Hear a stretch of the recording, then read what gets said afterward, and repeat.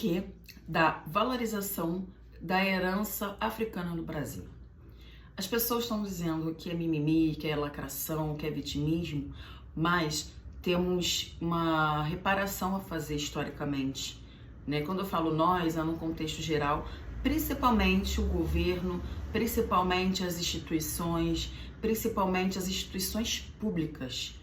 E quando eu falo isso, eu não estou falando para você quer então que as outras pessoas que são brancas, outras pessoas que são brancas e pobres não tenham seus direitos resguardados, não tem educação. Não é isso, tá? Não tem nada a ver. Vamos começar com a falsa abolição da escravidão. A falsa abolição da escravidão se deu para os ex-escravizados e eles foram jogados ao léu, né? Jogados nas ruas, deixando à mercê da seu próprio destino. Mas que destino? Se não tinha educação, se não tinha saúde, se não tinha uma moradia. Eles ficaram pelo centro do Rio de Janeiro, depois, um longo tempo depois, foram para os morros, os primeiros morros que a gente tem aí historicamente sacramentados nos documentos. O morro, por exemplo, o Morro da Providência, que fica aqui no centro do Rio, da cidade do Rio de Janeiro. E com isso não teve aquela equidade social que tanta gente almeja hoje, que é você ter educação para todos, você ter saúde para todos, que isso é um direito de qualquer um, mas não foi dado aos negros. Então, a gente tem que, quando a gente fala de valorização da herança, a gente tem que começar a questionar a herança errada, né, que a colonização deixou, que foi ter, né, escravizados os indígenas e os negros, né, e depois que foi abolidos os escravizados, não deu nenhum respaldo governamental para os ex-escravizados negros, que eram negros.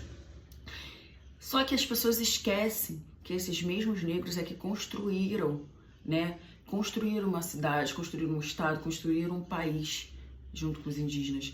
Foram os que trouxeram várias culturas, várias tradições, como o dar bênção aos mais velhos, que todo mundo acha lindo, acha educado, que eu acho lindo e educado, né? Pelo menos por mim. Foi das religiões de matriz africanas, né? No candomblé, por exemplo, a gente dá a bênção aos mais velhos que estão ali, que são mais velhos cronologicamente ou que estão há mais tempo no terreiro.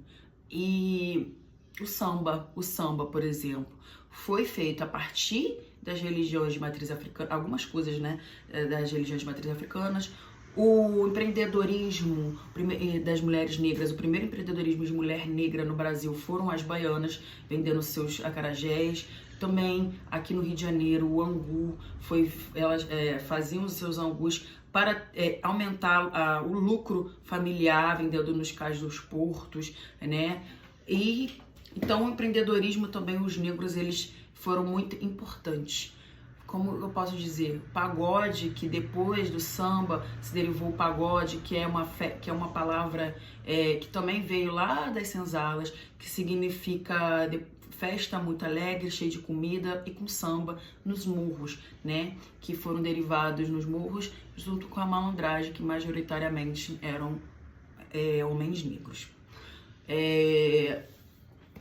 O que eu posso falar mais, gente?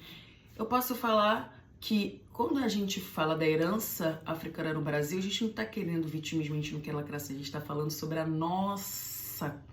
nossa identidade de todo mundo, até das pessoas brancas. Se você tem alguma coisa aí na sua casa ou alguma cultura que você tenha, foi trazido os negros, foram feitos pelos negros.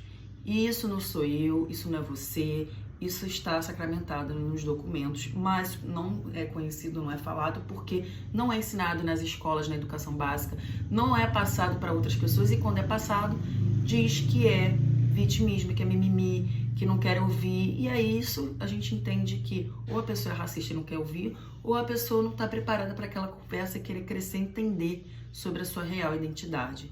Que é isso.